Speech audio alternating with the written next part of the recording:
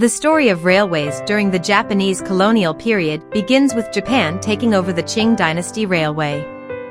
Japan's railway experience dated back to 1872, so by the time Taiwan was ceded following the First Sino-Japanese War in 1895, Japan already had 23 years of railway construction experience.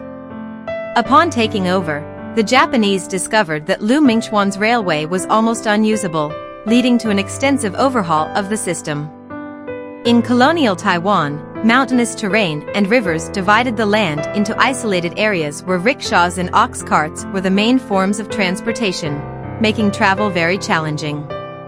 After occupying Taiwan, one of the Japanese government's key policies was to complete a circular railway network around the island and build branch lines from important hubs, facilitating military control and economic development. The Western Trunk Line became the most crucial segment of this island-wide network. Taiwan's railway originated under Liu Mingchuan during the Qing Dynasty, but the foundation of its extensive network was established during the Japanese colonial period. After Japanese forces entered Taipei City Wall in 1895, the first Governor-General of Taiwan, Kobayama Sukanori, ordered engineer Koyama Yasamasa to inspect Taiwan's railway system. In the Taipei Railway Workshop, Koyama found 3 locomotives, only one of which could be repaired for use. Following a test run on June 9, 1895, rail traffic between Taipei and Keelung officially resumed the next day. Although the Taipei-Keelung Railway was reopened, the poor condition of the tracks and trains allowed for only one round trip per day, far from meeting the Japanese military's needs. In one incident, an overloaded train couldn't move without workers pushing it to continue. On June 14, 1895, Kobayama Sukanori took the train from Keelung to Taipei, a journey of just 28 kilometers, which suffered 2 derailments and took 7 hours to complete. The Japanese mockingly referred to the Qing-era railway as the pushing train and the tuberculosis train. After surveying the railway between Keelung and Taipei, Japanese engineers found uneven tracks, sharp curves, and steep slopes throughout. This led to reconstruction efforts, including the rerouting of the Shirqiuling section and improvements along the Taipei-Keelung route. The Shirqiuling Tunnel was rerouted in 1895, and in 1896, a new tunnel was excavated 1 kilometer east of the old route, the Zuzaleo Tunnel. Completed in 1898, the Zuzaleo Tunnel replaced the old Shirqiuling Tunnel, which had only been in service for 7 years. In addition to the Shirqiuling rerouting, other projects began in May 1896, including realigning the winding path of the Zuzaleo Tunnel, rerouting the Zangshuan Tunnel, and reworking the Wudubaifu section. By December 1896, 2 round-trip trains operated daily between Taipei and Keelung, increasing to 4 daily round trips after completion in 1899. In addition to the reconstruction of the Keelung-Taipei section, the Japanese military restored the Hsinchu to Dahoku section to facilitate the transportation of food supplies.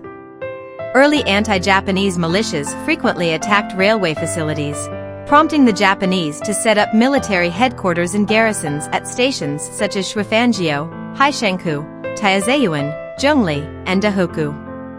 Managed by the Railway Corps, Taiwan's railways initially served as military lines, dedicated to transporting military resources.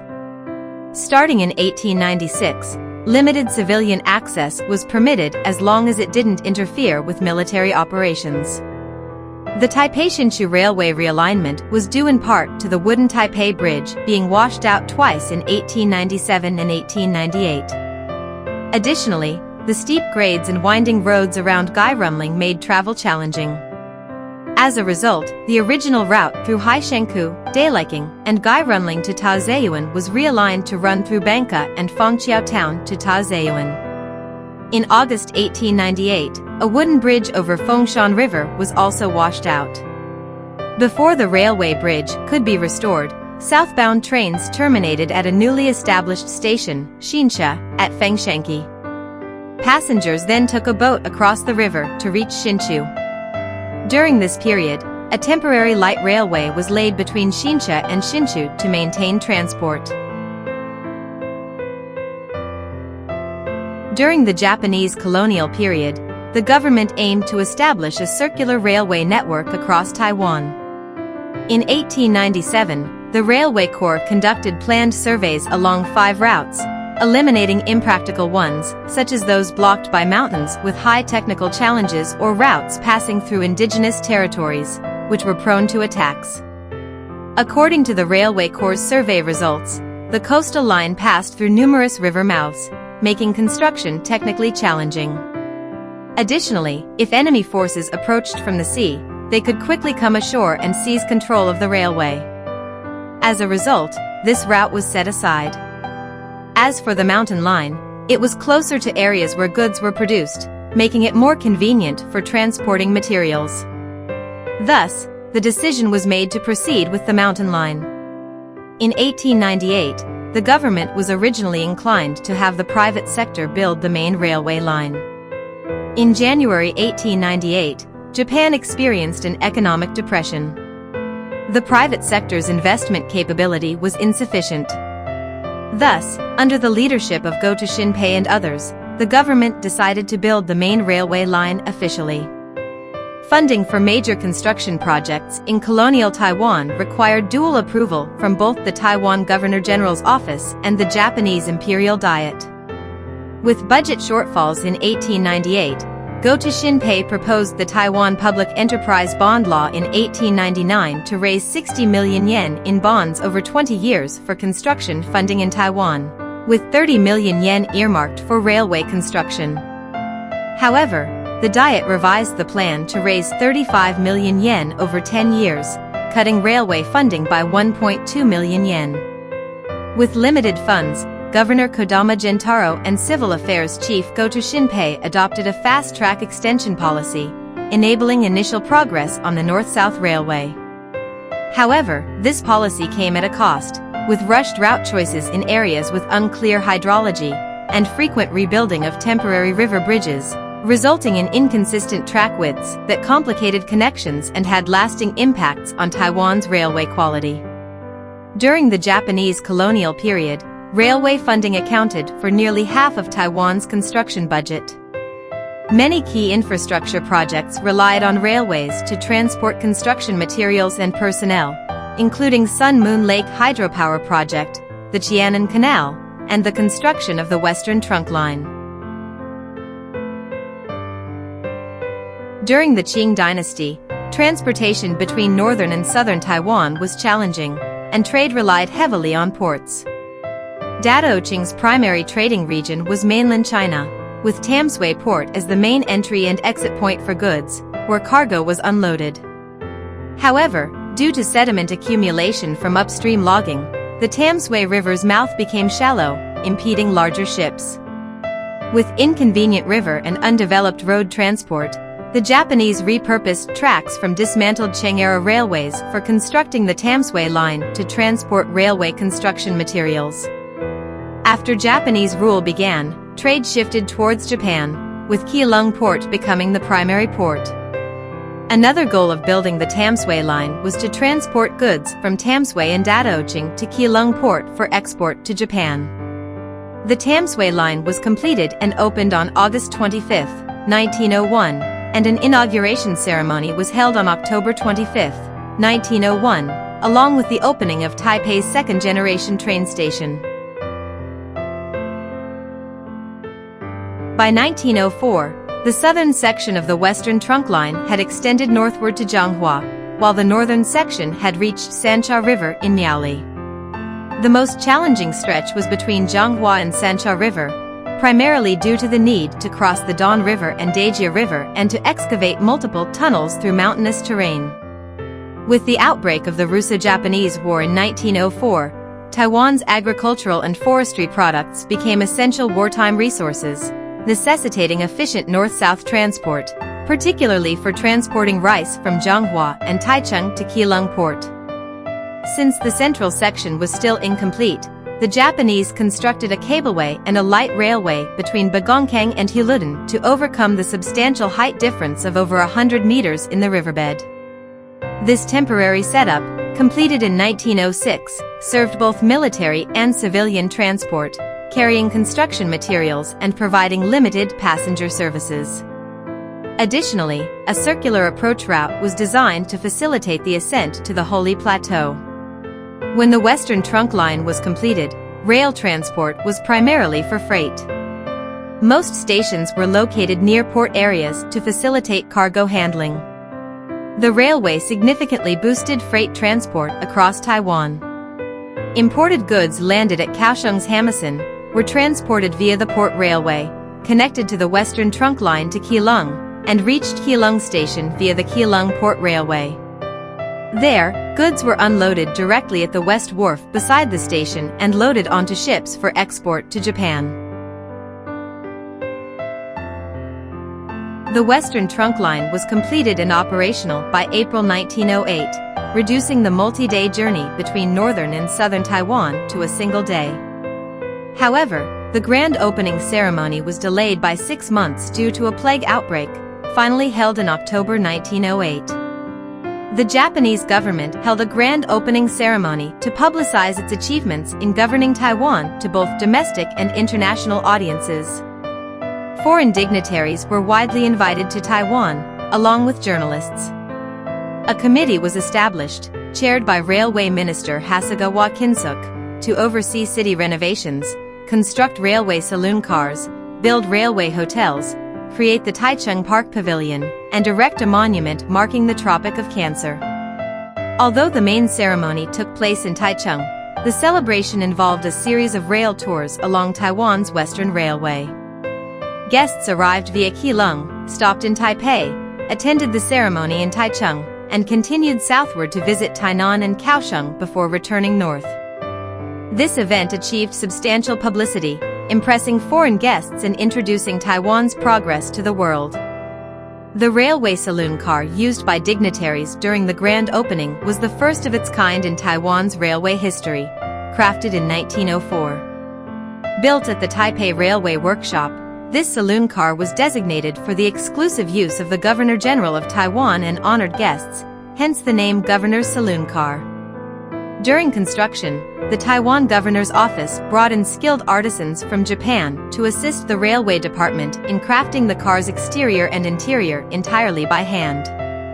While typical trains measured around 20 meters, this Governor's Saloon Car was only 13.9 meters long, handcrafted from teak, cypress, and other hardwoods.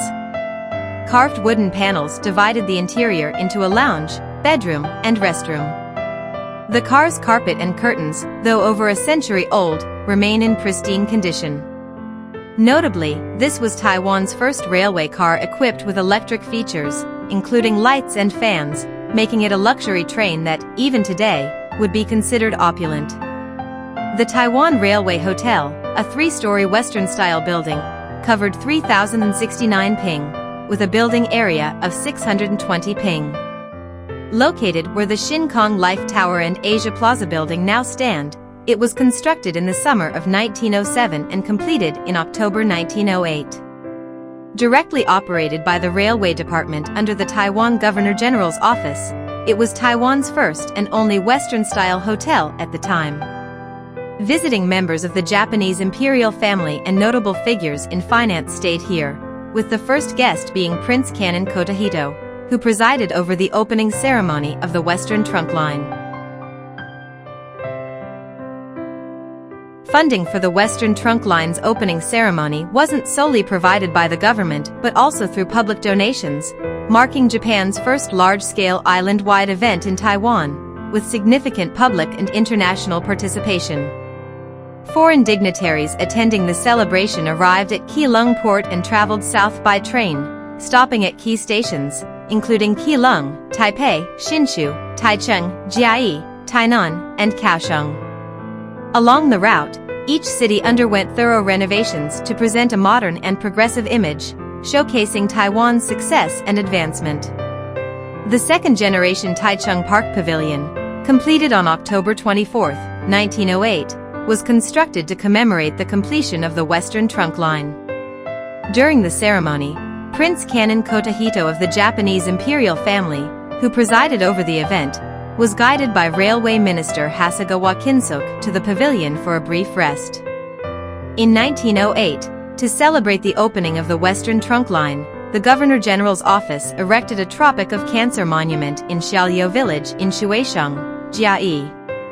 As foreign guests traveled south by train and passed Jiayi, they could view the monument standing tall on the Qianan Plain. It symbolized Japan's influence extending from the subarctic Kuril Islands in the north, through the temperate and subtropical zones, and into the tropical zone beyond the Tropic of Cancer. The Western Trunk Line's construction journey began when the Japanese took control of Taiwan's railways in 1895, initiating reconstruction on the Keelung Hsinchu section and, in 1899, beginning the Western Trunk Line between Hsinchu and Kaohsiung. Construction progressed from both ends. The southern section opened for service between Kaohsiung and Tainan in 1900 and extended to Changhua Station in 1901. Meanwhile, the northern section connected with the Tamsui Line in 1901, with Taipei's second-generation station opening the same year. In 1902, the Fengshan River Bridge was restored. By 1903, the northern section extended to Sancha River, and the southern section reached Changhua. In 1906, sugar railways were laid, and construction began on the Alishan Forest Railway. At this point, the central section remained the most challenging and was still incomplete, leaving the northern and southern segments unconnected. It wasn't until the completion of Tunnel No. 9 in March 1908 that the entire Western Trunk Line was fully completed and opened on April 20, 1908. In early Taiwan, rivers fragmented the western region, making travel difficult and isolating towns, which limited their development. During the Japanese colonial period, railways were built not only for land transport but also to connect ports with the resources of the Western Plains. Overcoming financial and technical challenges, the Western Trunk Line was completed in 1908, greatly facilitating north-south travel in Taiwan. This advancement boosted prosperity in towns along the route and promoted regional industrial growth, including coal mining in Keelung, camphor production in Miaoli, rice farming in central Taiwan, and sugarcane from sugar companies. Goods from various regions were rapidly transported via the Western Trunk Line and exported through Keelung and Takao ports, which flourished thanks to the railway. However, other western coastal ports declined as rail transport took over their roles. The Western Trunk Line marked the start of railway development during the Japanese colonial period, while the Taichung Line became the second phase in the vision of a circular railway network.